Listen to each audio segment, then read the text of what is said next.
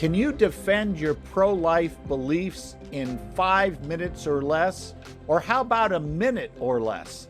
By the end of the program today, you'll know how to do it in a minute or less. And let me tell you why that's important in just a moment. But first, welcome to the Case for Life program. We're delighted to have you.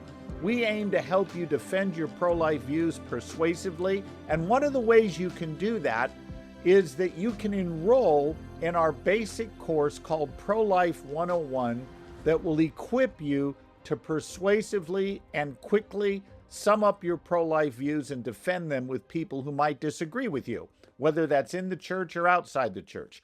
All right, so I teased you with a question. How do you defend what you believe on abortion in a minute or less? But let me first tell you why that's important. We live in a soundbite culture today, what Neil Postman referred to in his book, Amusing Ourselves to Death, as a picture-oriented culture that is absolutely distracted. And it's not hard to figure this out. Think about how people learn today versus how they learned 160 years ago. 160 years ago, how did you learn about the world? You read a book, you read a newspaper. You listened to speeches that often went for several hours, and you had to train your mind to follow a line of argument. And it was somewhat natural to do that because the whole culture learned and conversed that way. Well, how do we learn about the world today? Well, we learn about our world largely through this, right? This is how we learn about the world.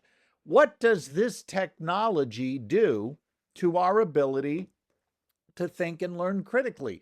Well, it gives us boatloads of decontextualized information that's coming from all over the place with no connection between it, and we're constantly jumping from one thing to another. Think about how we use our phones. We sit there and we just keep scrolling down looking for the latest reels or news stories we want to read on social media. Then we jump over to check our email. Then we check our messages.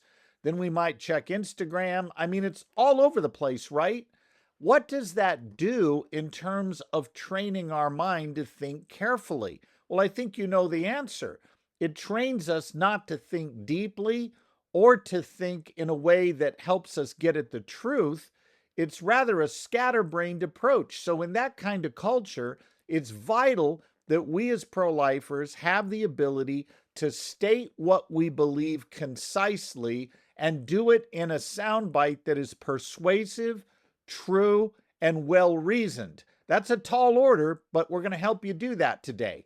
Now, the reason why I look at this and think, how can I help pro-lifers do this, is I watch politicians who are pro-life, and a lot of them are very well-meaning. A lot of them have very good convictions, not all, but some do. And I see them struggle to explain why they are pro-life in the face of a hostile media or some other person that wants to attack them for being pro-life. And it's vital that our pro-life politicians know how to defend what they believe in a very short, concise fashion. And it's vital that you know how to do it. So let's say you have a minute to defend your pro-life view.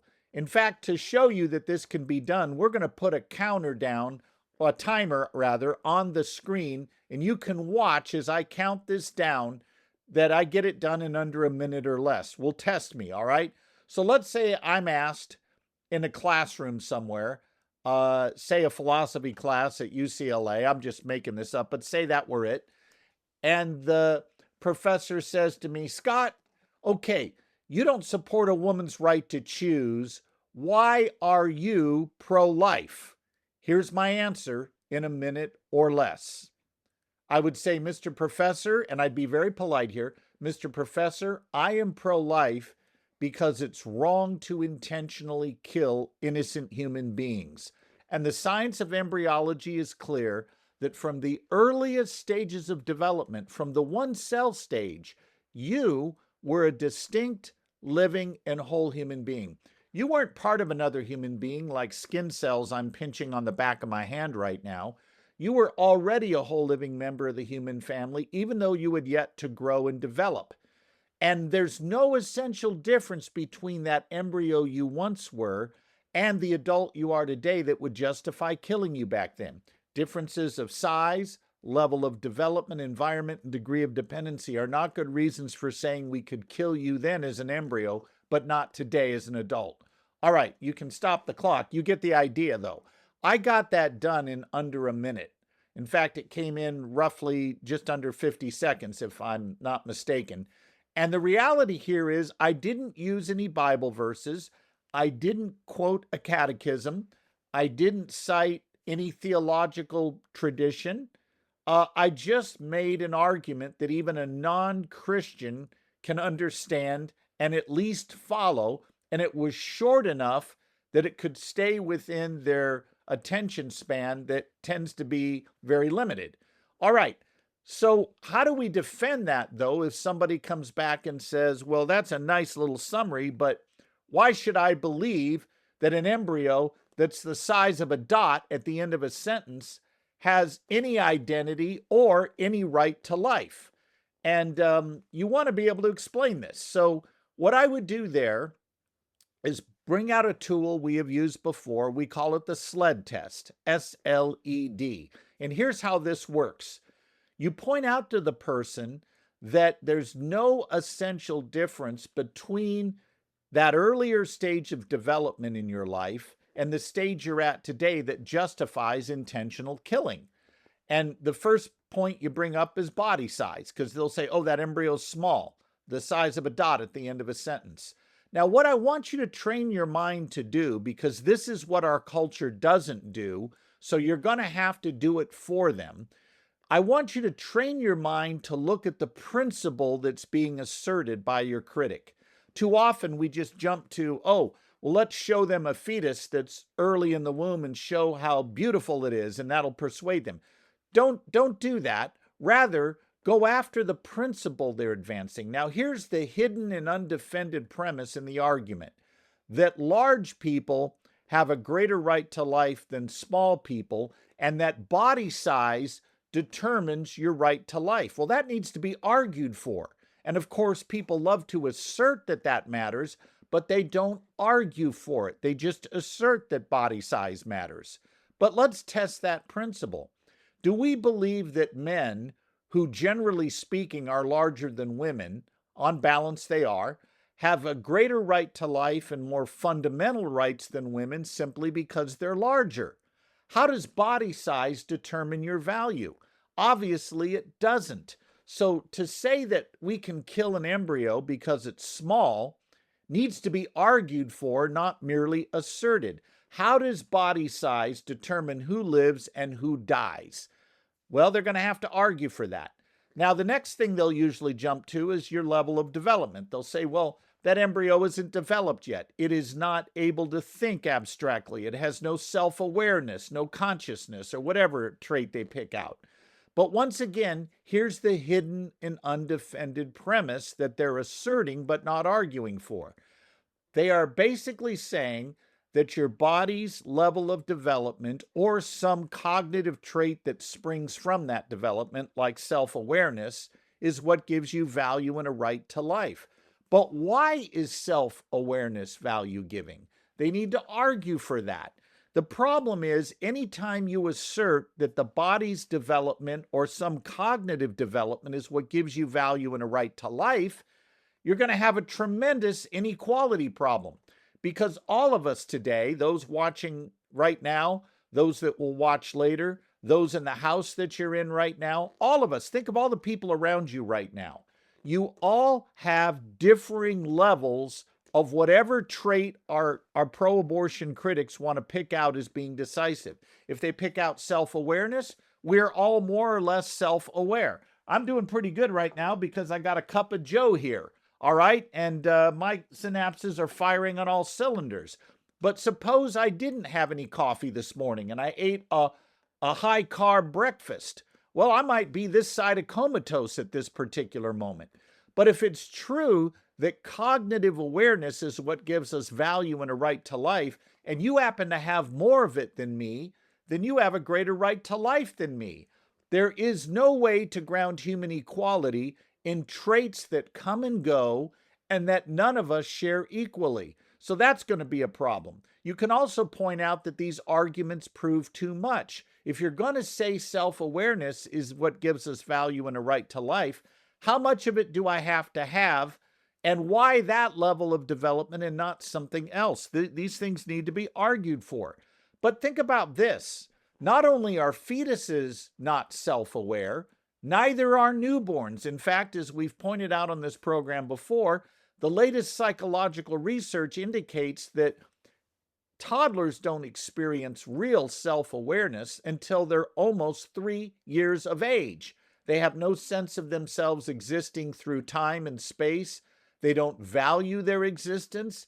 They don't see themselves as intellectually or cognitively separate from their mom and dad. There's a lot of things that don't happen until after age 3.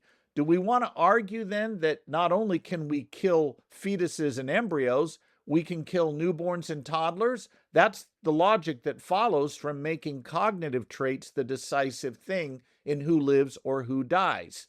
Then we go on to the issue of environment, where we're located. People love to say, well, until you're born, you don't have a right to life. You're in the mother's womb, and therefore you have no rights. But again, notice the hidden and undefended premise. The hidden premise is this, that where you are determines what you are. Well, that's just absurd, and it's not hard to show that it's absurd. Think about what we're now able to do in fetal medicine.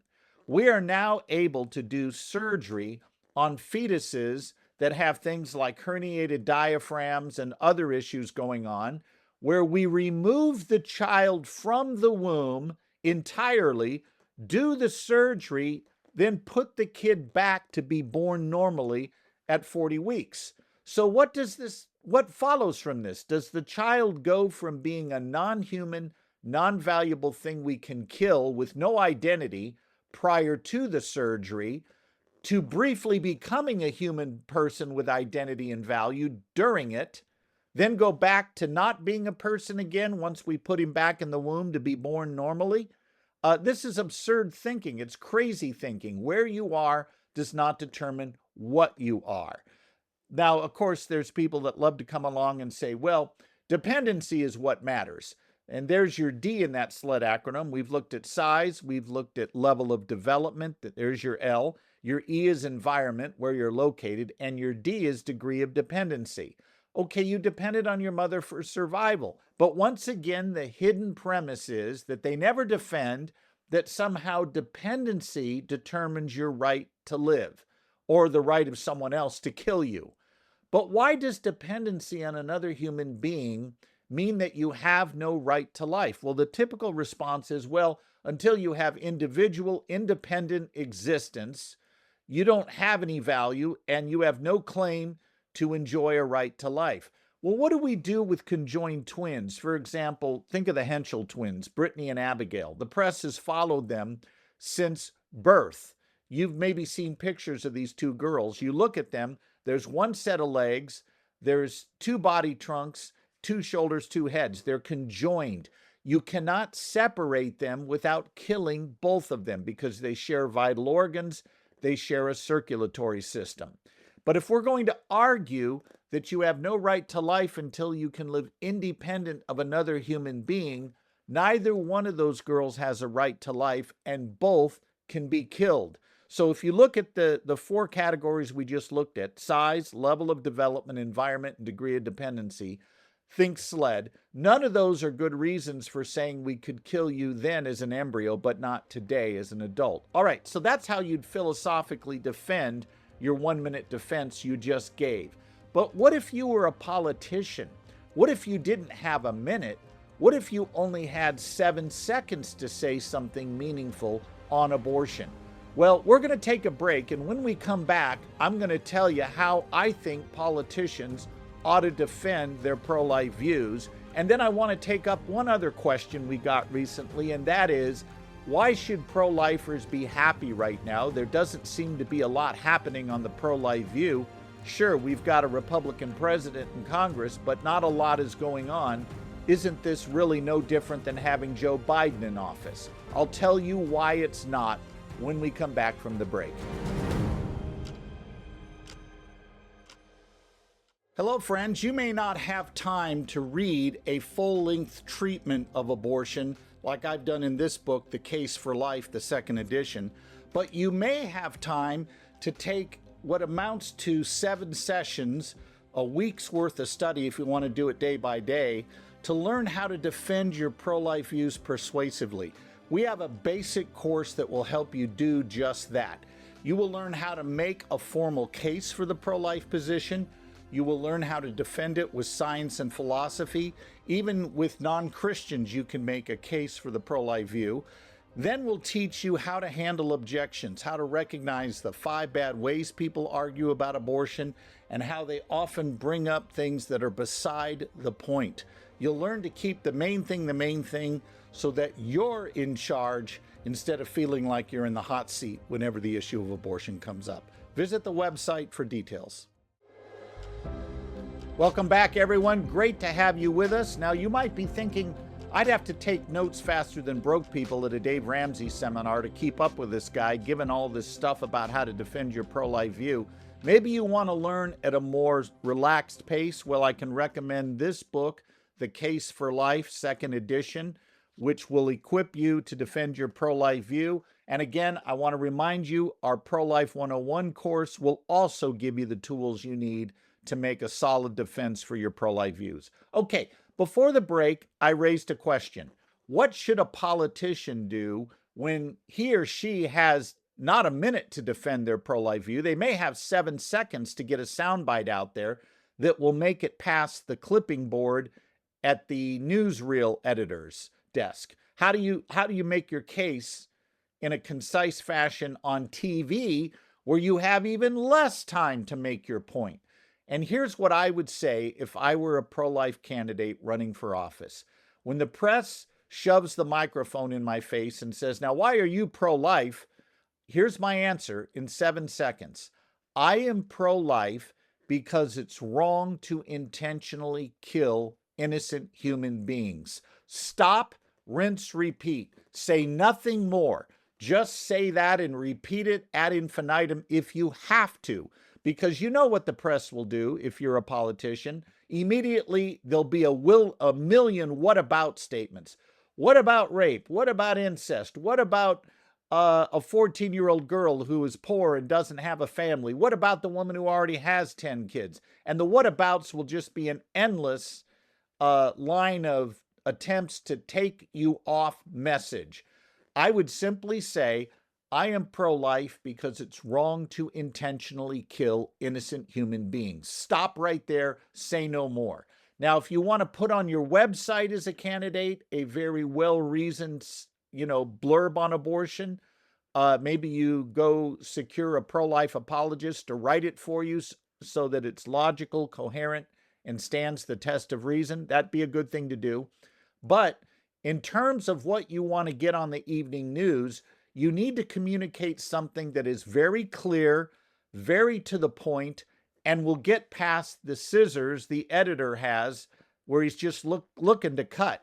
And the beauty of that soundbite I gave you, they can't cut it in a way that makes you look bad. Now, as a candidate, it's true, somebody might attack you for not saying enough, but that is nowhere near as damaging as saying too much and wandering into fields of expertise you may not be trained in. And I think we have to be realist here. Most of our politicians are not apologists. They haven't been trained in making a case for what they believe. I can think of a few who are. I think Governor DeSantis does a very good job defending what he believes from a worldview perspective. I've seen Marco Rubio do that and do it very, very well. Others are not so good at it. So for those that maybe struggle understanding the larger worldview implications, it's important you have that very succinct statement that truthfully conveys the logic of our view without saying too much that can get you tripped up. Simply say, I oppose abortion because it's wrong to intentionally kill innocent human beings. Stop. Say nothing more. And you've done your job, you've been truthful, and you communicated something of value to the listening and watching audience. All right. I mentioned also before the break that a question came into me earlier this week from a somewhat frustrated pro-life advocate, a person who is a committed pro-lifer, a Christian, and they're looking at our culture right now and they're saying, okay, there's some things I see in the culture that seem to be getting better, and I'm glad for that. Our country is reestablishing the rule of law as pertains to our border. We're trying to deal with crime. We're taking steps to strengthen the nation in terms of our defense. We're going to war against woke ideologies that are goofy and are harming children. All of that is good, but I don't see anything going on in the pro-life arena. Was it really worth it to go ahead and vote the way we did in the last election when there really isn't anything advancing now on the pro-life front any more than it did when Joe Biden was president? Well, I want to speak to that for a moment because I think there's something of the larger picture that pro-life Christians miss. And here's what it is. Yes, we want to see pro-life legislation move forward, but there are cultural realities that we can't just take a magic wand and wave away. They are here and we have to deal with them. My concern right now is that if you lose the republic, you lose any hope of advancing pro-life legislation. Now, by the way, I'm not the first person who's thought this way. John Adams, when he was trying to get the southern states to buy into signing the Declaration of Independence, knew they were not with him on the issue of slavery. But he agreed to pull out the language that was anti-slavery in the original Declaration document in order to bring those southern states into the Union. Now, there were abolitionists at the time who rightly were concerned about this, and they're saying, well, wait a minute, aren't we giving away our fundamental principles? How are we going to be any better off with a new nation that allows slavery than we were in an old one that did? I get their concern, but here's what Adams understood, and maybe it's a point we need to think about in our own day and age.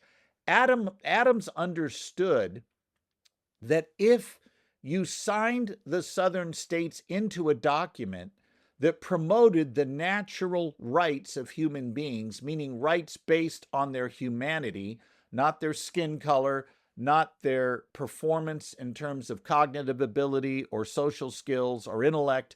Rather, if you got them to sign on to a document that said all men are created equal, you did two things. Number one, you simplified the slavery debate because now the only question was, is the slave a man like us? Is he a human being? If so, the same natural rights that were talked about in the Declaration would apply to the slave as it did everyone else. So Adams knew that philosophically he was playing a long game, but it was a long game rigged against his opponents who supported slavery. And Adams also knew that if you didn't draw the slaveholding states into the Union, slavery would never be abolished in those southern states because they'd remain their own independent nations and they would never abolish slavery. Where if you drew them into the Union, where the principles that were talked about in the Declaration would begin to permeate the culture more and more over time as the new republic emerged from its infancy, that you had a real good chance of overcoming these southern states, either through having more congressional members elected in the North than the South, and also through the fact that these southern states would be pressured to give up their slaves because they're now part of a union that was anti-slavery. That was wise thinking on Adams' part. And I think as pro-lifers, we also need to take a lesson from that. If we lose this nation, you're not going to see abortion get better. You will see it get worse. And right now, I think a lot of us understand that our country is on the cusp of a civil war, hopefully not one that will break out in terms of physical violence any more than it already is. But I think we all understand that the divide between Americans right now is immense. It is not true that we just have surface level differences. I hate it when I hear people say, oh, we have much more in common than we do in terms of what we differ on. No, the left has a fundamentally different view of reality, not just the nation, but reality than the conservative worldview does. The biblical, and I'll say conservative worldview, believes that human beings are special creations endowed by their Creator with rights and value that is not based on performance or what we might think or desire. The left says human beings and their identity is totally constructed socially, and what you desire is what you determine in terms of your identity. So your identity is not objectively grounded in biology in your body. It's not objectively grounded. It's subjectively constructed through your own desires and the way you look at the world. You think about how the left views right and wrong.